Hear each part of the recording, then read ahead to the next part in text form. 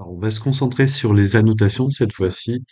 Je voudrais à partir de la vue que j'ai faite ici, qui est représentée à l'échelle 1/75e, décliner cette vue en une deuxième vue qui, elle, va se concentrer sur cette pièce et qui sera à une échelle différente. Alors pour commencer, pour garder mes paramètres en noir et blanc, tout ce que j'ai pu régler ici, je vais faire une duplication de cette vue. Donc je vais cliquer, je me mets sur cette vue et je fais une nouvelle vue.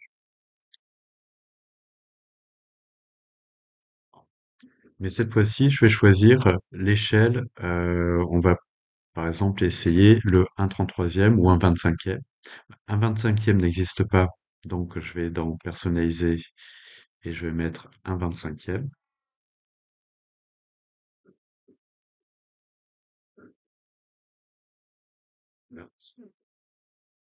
Je vais renommer ma vue. Donc il s'agit toujours de l'état des lieux, EDL. Et du coup, je vais juste mettre pièce 1.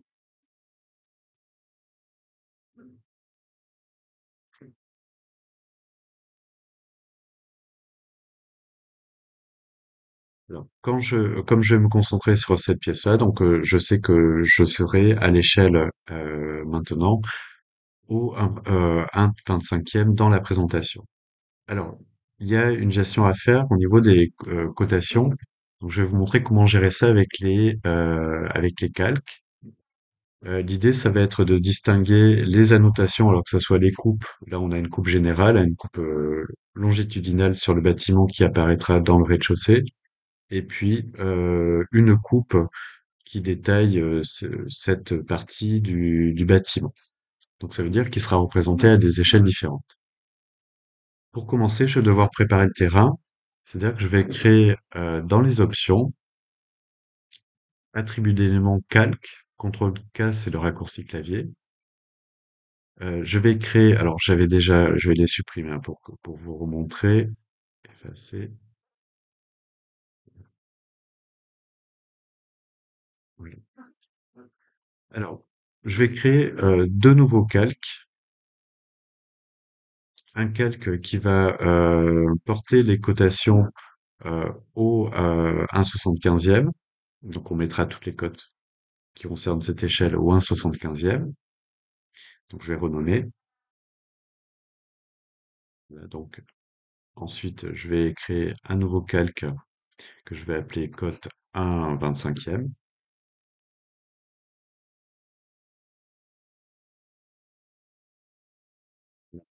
On va mettre les marques de coupe et les coupes également sur un calque. Donc, je vais préparer le calque des coupes pour la représentation au 1/75e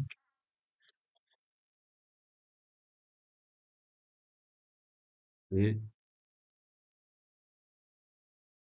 les marques de coupe pour celles qui seront représentées uniquement à l'échelle 1/25e.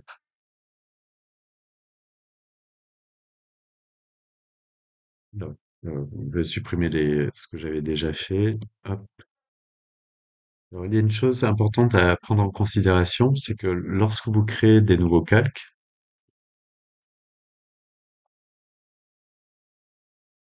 ces nouveaux calques n'apparaîtront pas dans la combinaison de calques, tous les calques qui permettent d'afficher tous les calques. En fait, si je prends tous les calques ici, je vois que automatiquement, il me masque les nouveaux calques que je viens de créer. Alors, la première chose que vous avez à faire, dès que vous créez des nouveaux calques, vous les réaffichez en sélectionnant tous les calques ici et vous mettez à jour tous les calques. Alors, on va vérifier si tout ça fonctionne bien. Donc, je valide. La première chose à faire, c'est attribuer aux marques de coupe, leur attribuer le bon calque ici. Donc, celles-ci, elles sont, alors sur le calque par défaut, marque de coupe, on va les placer dans le calque marque de coupe 1/75e. et celle-ci n'apparaîtra que dans les vues qui sont destinées à l'échelle 1/25e. Donc je sélectionne cette coupe, marque de coupe et je lui attribue le calque 1/25e. Voilà. Vous pouvez toujours vérifier si vos éléments sont dans les bons calques en les sélectionnant. Vous le voyez ici. Là, je ferai un nouveau favori, prenant en compte le fait que, il y ait des marques de coupe qui vont dans le calque automatiquement au 1/25e.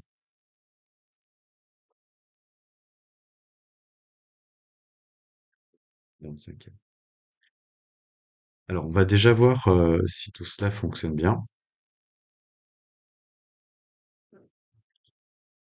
Donc, je vérifie cette coupe-là, c'est pour le 1/25e. Elle n'apparaîtra que sur les plans au 1/25e et celle-ci apparaîtra bien sur les coupes au 1/75e. Alors, si par exemple ici, sur le rez-de-chaussée, donc qui est le plan général, je veux voir apparaître mes annotations, donc mes coupes. Alors, je vais rafficher tous les calques. Voilà. Je garde celle qui est au 1/75e, celle-ci, et celle-là, je masque son calque.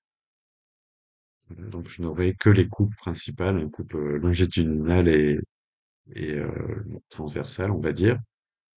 Comme j'ai fait l'opération après coup, je dois mettre à jour ma vue, redéfinir avec les réglages actuels, et ceci aura donc une incidence sur la mise en page.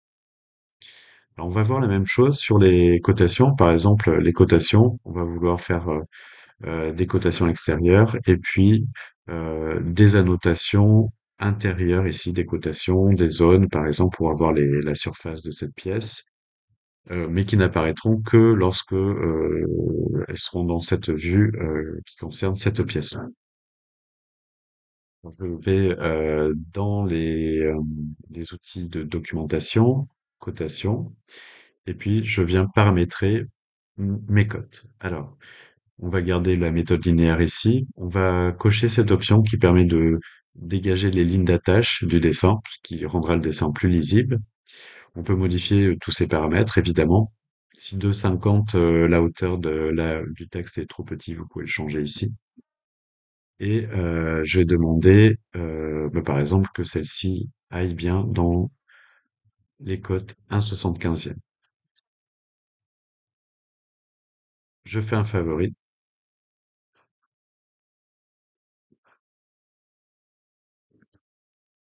cote 1/75. On va mettre cote extérieure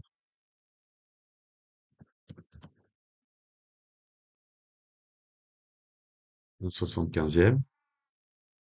Voilà, donc tout est réglé, et à la fois l'apparence de la cotation, mais aussi le fait qu'elle est bien dans le bon calque quand je choisisserai ce favori. Ne pas oublier de mettre un point d'exclamation devant pour qu'il apparaisse au début. Donc là, je renomme.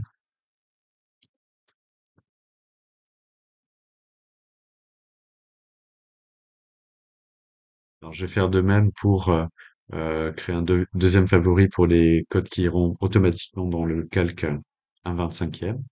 Donc, j'ai juste à changer ici marque les codes au 1/25e ici. Et je fais un nouveau favori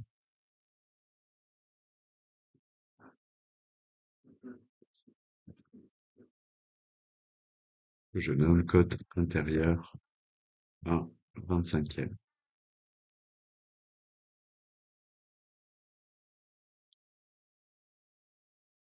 Voilà.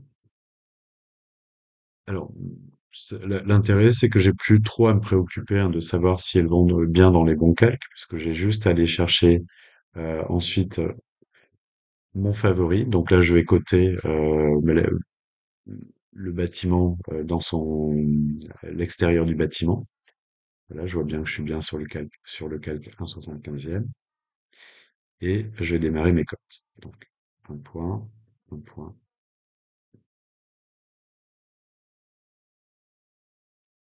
double-clic et, et puis je vais faire la cote générale et puis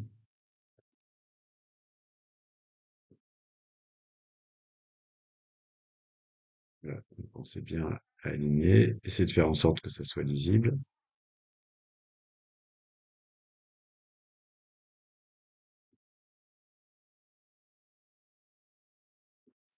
Voilà. Comme ça, ce sont mes cotes extérieures qui sont bien dans le calque 1/75e. Maintenant, je vais m'occuper des cotes intérieures. Donc, je vais choisir le style, le favori cote intérieure 1/25e.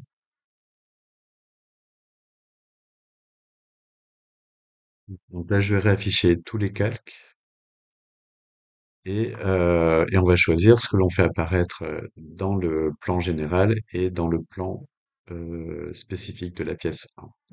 Donc, donc là, je me mets sur rez-de-chaussée ici. Donc, je ne souhaite pas voir apparaître le calque des cotations ni des coupes qui concernent juste cette pièce. Donc, je sélectionne la coupe, clic droit, calque, masquer le calque. Alors là, c'est une cotation que j'ai sélectionnée. Et la coupe également.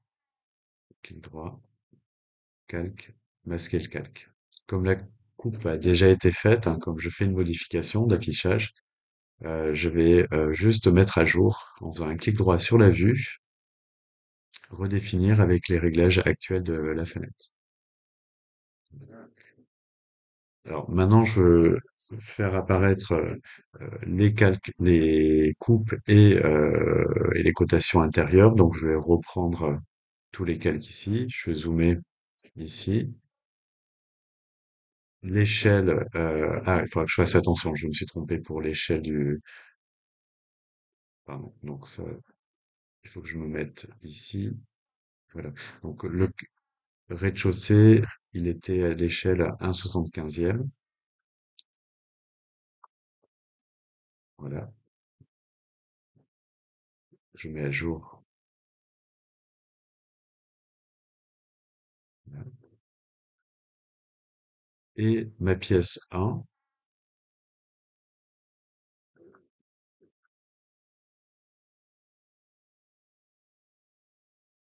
elle était bien à l'échelle 1/25e. Donc j'ai masqué le calque, alors pour bien remontrer hein, tous les calques. Voilà. Pour la pièce 1 ici, j'ai masqué les calques extérieurs. Clic droit, calque, masquer le calque. Je zoome sur cette partie. Je suis bien au 1/25e. Je mets bien à jour, si je l'ai fait après coup, hein, redéfinir avec les réglages actuels de la fenêtre. Voilà, donc tout ça est prêt. Donc ça marche pour absolument pour tout, hein. Là, je montrais ce type d'annotation, mais ça peut être, on verra avec les calques et les combinaisons de calques que vous pouvez afficher ou pas des mobiliers, par exemple. Euh, donc là, par exemple, sur cette pièce 1, j'aimerais mentionner la surface. Donc je vais aller dans l'outil zone ici. Je vais paramétrer la zone. Alors, ça va de plancher à plancher, ça c'est pour calculer le volume, hein. Donc, pour avoir les surfaces des murs, je vais mettre, comme il y a une dalle de 20, je vais mettre -20 ici. Ici, je vais rester au niveau du plancher, donc je vais mettre 0. J'enlève l'épaisseur de la chape hein, pour bien mesurer, par exemple, si je dois peindre mes murs, hein, pour bien démarrer à la base du plancher jusqu'au plafond. Et ici, je vais pouvoir nommer ma pièce. Donc, on va mettre séjour, par exemple, ou autre chose. Et puis, je valide. Alors, la croix m'indique le point d'insertion de la zone. Et ensuite, le marteau va indiquer la mention hein, de la surface de la pièce, ici. Si vous avez à sélectionner votre zone, il faut la sélectionner via la croix ici pour pouvoir modifier les paramètres si besoin. Voilà. Alors, par exemple, le calque zone, je voudrais pas le voir apparaître sur mon plan rez-de-chaussée. Donc, ce que je fais, c'est que je sélectionne ma zone, clic droit, qui appartient elle aussi à un calque spécifique dans diverses zones, et je masque le calque, voilà, pour pas laisser apparaître la zone, et je mets à jour redéfinir avec les réglages actuels de la fenêtre. Voilà. Donc, de cette manière, je vais pouvoir ensuite mettre en page. On va vérifier que tout fonctionne bien dans les mises en page. Donc, plan rez-de-chaussée. Voilà. Donc, j'ai bien tout s'est mis à jour, hein, les cotations extérieures, la coupe générale. Je vais créer une nouvelle mise en page que je vais appeler plan séjour.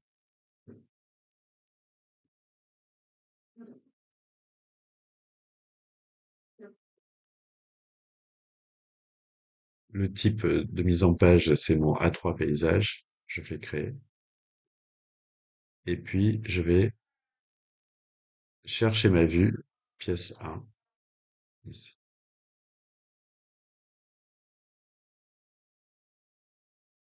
Alors, bon, ça tient à peu près. J'aurais pu choisir un 33e ici. Euh, ouais, on va plutôt le mettre au un 33e. Donc, ça veut dire que je dois revenir sur ma vue. Je vais dans ces options, clic droit dans les options, et puis je vais choisir une autre échelle, ici, personnaliser. Je vais mettre un 33e.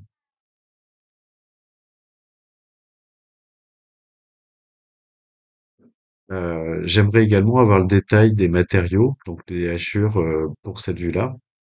Donc on a vu qu'on pouvait utiliser ce qu'on appelait les substitutions graphiques pour pocher les murs et les cloisons. Donc là, je vais choisir pas de substitution de manière à retrouver mes hachures. Pour les jeux de stylo, c'est l'impression 1/50e, ça me va, c'est proche de 1/33e. Je valide. Voilà. Alors ça a eu une incidence, on va vérifier ce qui s'est passé. Euh, donc là, donc là, ça m'a décalé ma vue. Donc je me mets au centre, je sélectionne cette icône pour déplacer mon plan, pour le recentrer ici.